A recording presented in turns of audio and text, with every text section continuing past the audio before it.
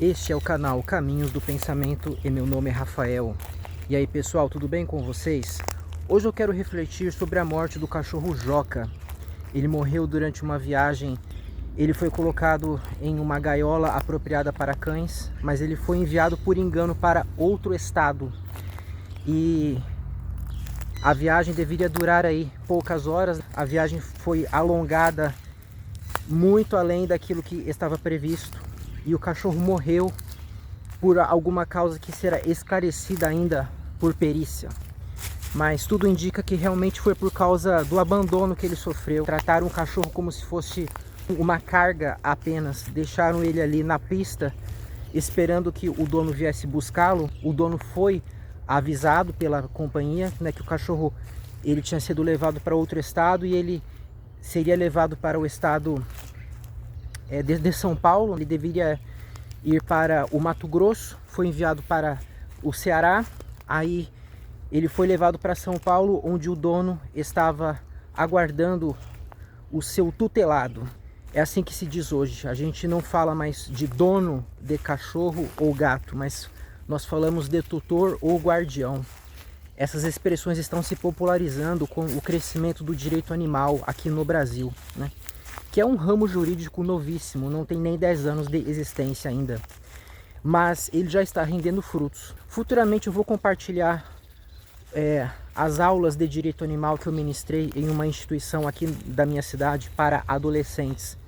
Mas hoje eu quero falar sobre a morte desse cachorro especificamente, tanto sob a ótica do direito quanto da filosofia, né? O direito brasileiro proíbe a crueldade contra animais. Essa é uma regra que está na Constituição da República, o que significa que a lei deve obediência a esse mandamento, né? E uma vez que a Constituição reconhece que os animais são seres sencientes, porque se assim não fosse, não faria sentido que ela proibisse a crueldade contra eles, nós só podemos ser cruéis contra seres que possuem sensações e não contra minerais e nem mesmo vegetais, né? Enfim, já que a Constituição reconhece essa qualidade dos animais como seres que possuem uma subjetividade e que, portanto, merecem um respeito, ainda que mínimo, para que nós possamos dar a máxima efetividade ao texto da Constituição, nós não podemos apenas nos abster de causar a crueldade, mas nós temos que agir para que os animais sejam protegidos de forma ativa pelo ser humano. Significa que a lei tem que prever situações, né? A lei tem que detalhar de uma forma que a Constituição não fez o modo de cuidado dos animais. E realmente nós temos muitas leis aqui no Brasil que falam sobre isso. Mas o conjunto legal ainda é muito deficitário, né? E esse caso aí do cachorro Joca espelha isso de forma particularmente dramática. Porque, como eu falei, tudo indica que houve uma negligência absurda, né?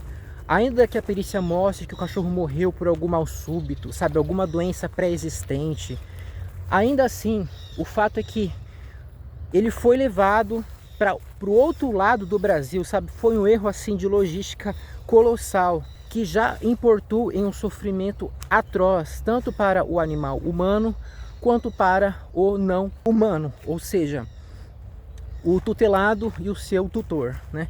Eles ficaram separados sem que o cachorro tivesse condições de entender o que estava acontecendo. Ele deve ter se sentido abandonado, com certeza sofreu muito, sofreu o que nós podemos chamar de tortura, ainda que não tenha sido intencional, mas tratando-se de uma empresa, ainda mais de uma empresa de grande porte, acostumada com transportes, isso é injustificável, tá? E então, assim, diante dessa previsão constitucional de que a crueldade contra animais deve ser combatida, inclusive pela lei, né? É necessário que essa morte do cachorro Joca seja vista sob o interesse não apenas do humano, mas também desse próprio canino. Nós temos aí uma questão que não é apenas civil consumerista, mas animalista. Essa é uma questão que não tem nada a ver com o direito ambiental. apesar de ali no texto constitucional o direito animal aparecer no mesmo texto em que se fala de direito ambiental, mas a própria Constituição diferencia as coisas. Ela define muito bem o interesse de todos os sencientes, sem exceção, a um meio ambiente eticamente equilibrado, o que proíbe a crueldade contra os não humanos. E eu vou mostrar isso no curso que eu dei, né, que eu vou upar aqui no canal. Enfim, pessoal, o que ocorreu provavelmente no caso dessa morte aí do Joca foi um crime, né? Foi realmente uma negligência. Isso está já tipificado na nossa legislação como um delito. E também houve ali uma infração ao Código do Consumidor em relação ao humano que contratou o serviço. A empresa deverá pagar uma indenização bem gorda aí para esse humano. Agora vamos falar filosoficamente sobre o assunto, né? Bem, o direito animal deita raízes na filosofia. Ele se abriga no conceito científico de senciência, que nós encontramos mediante a presença do sistema nervoso central, né? Que é o aparato orgânico que possibilita que um ser tenha consciência e sensibilidade. E ele também está escorado no conceito filosófico de que é antiético você prejudicar um ser por puro capricho, né, para satisfazer um interesse supérfluo. Você só pode causar o mal a alguém, você só pode contrariar os seus desejos se houver uma justificativa para isso, né?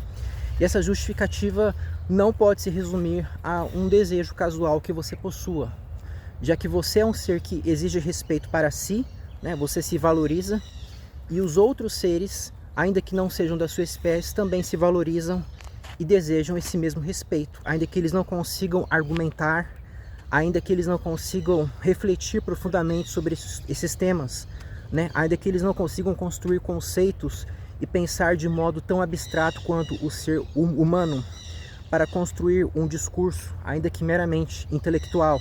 Mas do jeito deles, eles demonstram que eles possuem desejos, interesses e que eles almejam uma vida confortável, né?